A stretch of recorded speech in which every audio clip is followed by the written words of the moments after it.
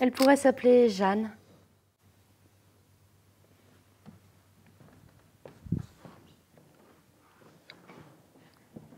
Elle aurait 16 ans en 1958.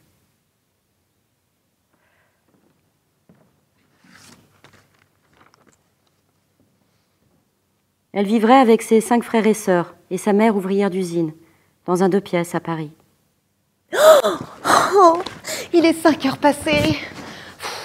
J'enjambe le grand lit où dorment mes 3 petits frères. Là, je saute dans ma robe et je vois que maman est déjà partie. Il n'y a plus personne dans le salon. Mais Jeanne, dégrouille-toi! Le pain, il va pas se vendre tout seul. Bah, ça se passe bien à la boulangerie, mais je me fais houspiller si j'arrive pas à l'heure. C'est normal, il faut que j'ai tout fini et puis que je rentre lessiver la maison, faire à manger aux petits avant que maman rentre de l'usine. Notre France de l'après-guerre est glorieuse. Les Français entrent dans une société du bien-être et de la consommation. Je l'aime beaucoup, ma maman. Évidemment, j'aimerais qu'elle rentre moins tard, mais enfin, la pauvre, il n'y a plus le papa. Elle dit que c'est dur de ne pas avoir des nouvelles. Des fois, elle dit que peut-être il est mort. Ce soir, on retourne aux Zèbres avec Paulette. Ah bah, il repasse le miroir à 2 faces avec Michel Morgan. Ce qu'elle peut être belle. Elle y a encore la jupe en vitrine. À chaque fois que je passe devant les galeries Lafayette, je la regarde, elle me regarde, elle m'attend. Parce que moi, je fais des économies, mais avec ce que je donne à maman, je pourrais jamais l'acheter. Alors là, Paulette, elle se moque de moi, elle me dit bah, au lieu de pleurnicher, t'as qu'à la chipper. Elle est marrante, elle. Non, parce que Paulette, elle s'est bien chippée. Mais elle a du cran, Paulette. C'est l'avènement du prêt-à-porter et des premières réclames à la télévision. Nos jeunes connaissent une société du plein emploi et de la croissance. Les jeunes deviennent des consommateurs, mode, jeans, blousons, mini-jupes. Où sont-elles? Personne. Pas là. Et alors, où étiez-vous? Où étiez-vous? Aux Galeries Lafayette. Elle a tout l'esprit de Paris qui vole dans son jupon fleuri. Où donc va-t-elle chercher tout ceci, mademoiselle de Paris? À l'exposition des dernières nouveautés de la saison automne-hiver aux Galeries Lafayette. Les Galeries Lafayette de Paris. Quand ils nous ont arrêtés, j'ai pleuré comme une madeleine. Mais pas Paulette. Le vol d'appropriation devient le délit le plus fréquent chez les mineurs. Carrément, ils avaient convoqué nos parents. Moi, ils m'ont remise à ma mère, j'ai pris une sacrée taloche. Mais pas Paulette. Les parents de Paulette, ils sont fatigués, ils ont dit. Du coup, elle est entrée au Bon Pasteur d'Orléans. À cause que... Ces fréquentations sont de moralité douteuse. Je lui écris presque tous les jours, si je suis pas trop fatiguée avant que maman rentre de l'usine. Bon, pour l'instant, j'ai pas de réponse à mes lettres. J'espère qu'elle va bien. J'espère qu'on retournera aux Zèbres. Je m'appelle Jeanne. J'ai 16 ans.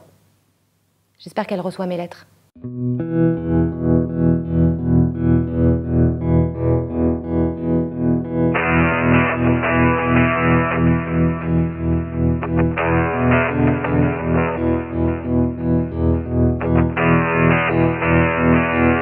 Jeanne, la petite voleuse, était très importante dans le dispositif de Mauvaise Fille, puisqu'il s'agissait de montrer comment une jeune fille pouvait être aussi une voleuse. Donc Jeanne n'est pas le fruit du baby-boom dont on a beaucoup parlé. Jeanne est issue de ces générations des classes creuses, nées dans les années 30, et elle entre dans sa vie de jeune fille dans ce début des années 1950 où la prospérité commence à gagner la société française, mais c'est quand même une prospérité toute relative. A posteriori, Jean Fourastier a forgé cette expression de 30 glorieuses, mais l'existence même de Jeanne nous aide à relativiser pour le moins cette expression parce qu'elle a tendance à lisser en fait des phénomènes qui sont toujours très inégalitaires. Il y a beaucoup d'injustice sociale encore à cette époque. Et d'ailleurs, Jeanne le prouve puisqu'elle est très tentée par cette jupe en vitrine, mais cette jupe lui reste inaccessible. Pourquoi portez-vous des mini-jupes? Je les porte parce que ça me plaît. Ce phénomène de la publicité, de la consommation, où les jeunes deviennent un marché à proprement parler. Et c'est peut-être une des raisons pour lesquelles on va voir apparaître une forme de déviance ou de délinquance juvénile assez spécifique à cette période finalement, qui est une délinquance de chapardage.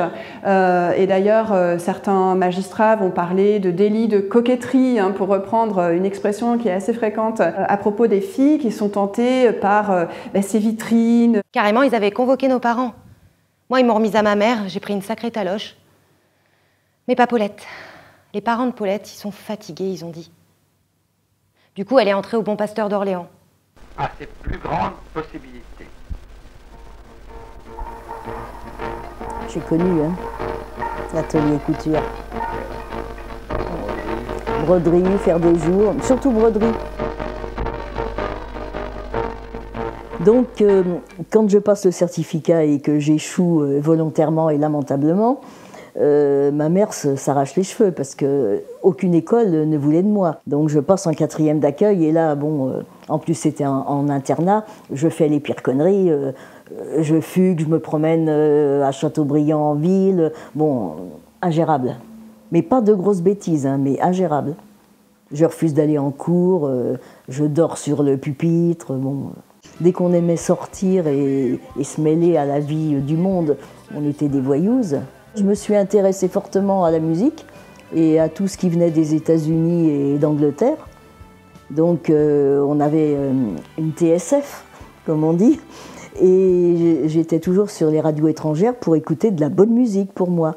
Et ma grand-mère ne pouvait pas supporter. Le fait qu'il y ait une culture de jeunes qui se déploie, et ce qui est très nouveau bien sûr, hein, c'est vraiment tout à fait singulier à la période des années 60 et 70. Donc on voit apparaître une culture bien sûr musicale, qui n'est pas forcément contestataire en elle-même, mais qui déjà permet aux jeunes de se constituer une identité familière, une identité générationnelle. C'est quand même la première fois que ces jeunes écoutent une autre musique que celle de leurs parents. Dès qu'on aimait sortir et se mêler à la vie du monde, on était des voyous. Et là, j'ai commencé aussi à m'intéresser aux garçons, ce qui est normal. J'ai fait connaissance d'un garçon qui avait 14 ans et qui était algérien, donc qui rentrait peut-être en tant que fils de harki. Et sa sœur était dans ma classe. Je vais chez ma copine écouter de la musique et je sors avec son frère qui est un garçon charmant dont que tout le monde insulte et je ne comprends pas pourquoi. Et là, les choses ont dû aller très rapidement. Moi, je ne me suis pas rendu compte, mais ça a dû aller très rapidement. Ce que font les jeunes filles pour se retrouver devant le tribunal pour enfants de la Seine, on se rend compte qu'elles sont finalement assez nombreuses à se présenter et à être présentées au juge des enfants. Elles sont bien devant le juge des enfants parce qu'elles ont volé, comme Jeanne, une robe dans un magasin, ou parce qu'elles se sont bagarrées sur la voie publique avec une autre jeune fille. Donc c'est bien un fait pénal qui fait qu'elles ont été arrêtées et envoyées devant le juge des enfants.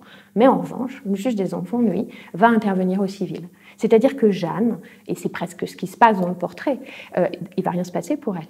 Elle a volé et elle va ressortir sans aucune mesure.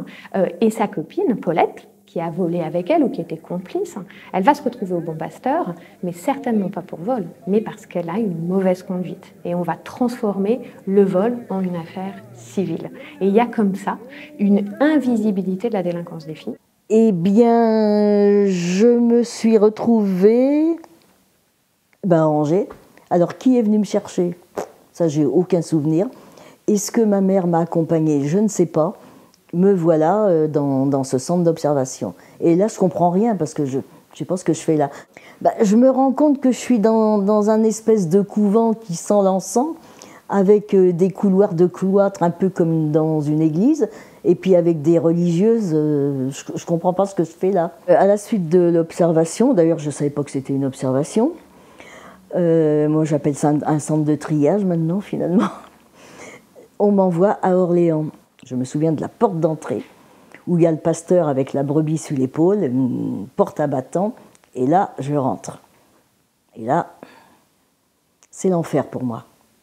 J'ai senti tout de suite qu'il allait se passer quelque chose et que j'étais pas dans des lieux sympathiques. On m'a mise dans une section, parce que le Bon Pasteur d'Orléans avait 4 sections, je crois. Donc nous, on était au 4e, section des chamois. Donc je suis montée dans la section, et je me suis retrouvée dans l'équipe des chamois. Il y avait une vingtaine de filles autour d'une table qui tiraient l'aiguille. Un silence de mort, mais de mort. Et la sœur, qui était là avec une tête de... Bon, je trouvais pas le mot à l'époque, mais une tête de psychopathe, hein, avec des yeux dans les orbites, qui m'a regardée comme ça. J'ai dit, mais c'est Satan, c'est quoi ça? Elle m'a fait asseoir J'ai voulu parler, elle m'a dit « ici on se tait ». J'ai dit « ça commence bien ». Et on m'a coupé les cheveux. Mais alors j'avais les cheveux peut-être jusque-là, on m'a coupé les cheveux au ras des oreilles, parce qu'il ne fallait pas qu'on ait les cheveux longs. J'ai même pas demandé pourquoi, je me suis laissé faire. Et c'est pas une coiffeuse qui m'a coupé les cheveux, c'est une fille de la section. Et j'entends le bruit des ciseaux. Et là, le coucher, je me suis dit, c'est pas possible. Chemise de nuit jusqu'en bas des pieds, prière au pied du lit, avec les mains sur le barreau du lit. Ensuite, coucher, on avait ordre de ficeler la chemise de nuit de façon à ce que nos pieds ne puissent pas sortir. Ensuite, dans le lit, il y avait un traversin. Il fallait s'allonger les bras sur le drap. À l'époque, je n'ai pas compris. C'est que des années après des années. J'ai compris certainement quand j'avais une vingtaine d'années, peut-être pourquoi, mais réussir à le dire et à le verbaliser, c'est assez récent quand même. Hein. Parce que quand on rentre à 15 ans comme moi, vierge et innocente, et qu'on n'a aucune notion de sexualité, encore moins de masturbation, on m'aurait prononcé le mot, je n'aurais pas su ce que c'était. Donc je me retrouve ficelée comme un jambon avec les bras sur le drap. Je ne comprends pas. Et je n'ai pas dormi de la nuit. Il y avait une fenêtre en face de moi. Toute la nuit, j'ai regardé la fenêtre et la lune. Je n'ai pas dormi.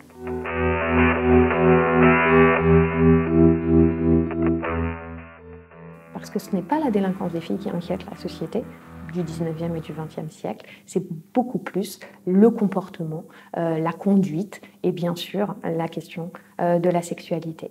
Donc ce qui est intéressant sur cette question de la délinquance des filles, c'est que les filles sont des petites voleuses, les filles sont des bagarreuses, mais on ne les punit pas dans ce cadre-là et on va plutôt les contrôler dans le cadre de leur conduite. Et c'est ça qui fait disparaître au niveau statistique la réalité des faits de délinquance des jeunes filles. Il faut, je crois, redire que cette justice des enfants qui est en germe, qui est en construction depuis le 19e siècle et le début du 20e siècle, va vraiment trouver une sorte de point d'orgue le 2 février 1945, au moment où on va instituer une justice qui va se dire plus protectrice, plus éducative que répressive. C'est vraiment le mot d'ordre du préambule de l'ordonnance de 1945. Donc il s'agit, quand un jeune a commis un délit, une infraction à la loi, plutôt de l'éduquer, de le rééduquer, que de le punir. Donc on va s'intéresser à la personnalité du jeune plutôt qu'à l'acte qu'il a commis. Ce qui conduit effectivement, au fur et à mesure du temps, le juge des enfants à imaginer qu'il pourrait même intervenir avant le délit. Parce que la mission de la justice des enfants, à partir des années 50, en tout cas dans le texte, ça va être plutôt la protection que la répression. Et c'est comme ça qu'en 1958, avec la mise en place de l'assistance éducative, les juges des enfants vont avoir à la fois la casquette pénale et la casquette civile, ce qui a un impact extrêmement important pour les jeunes filles, puisque du coup, on peut intervenir sans même trouver un délit prétexte auprès des jeunes filles dans ce cadre d'assistance éducative et de protection de l'enfance, et on va donc voir arriver de manière encore plus massive les jeunes filles dans les cabinets des juges des enfants, parce que le contrôle normatif, le contrôle social va pouvoir en toute tranquillité, s'installer à partir de l'ordonnance de 1958. Et d'une certaine manière, ça fait sortir encore plus les jeunes filles du cadre pénal et de la délinquance. Je m'appelle Jeanne, j'ai 16 ans. J'espère qu'elle reçoit mes lettres.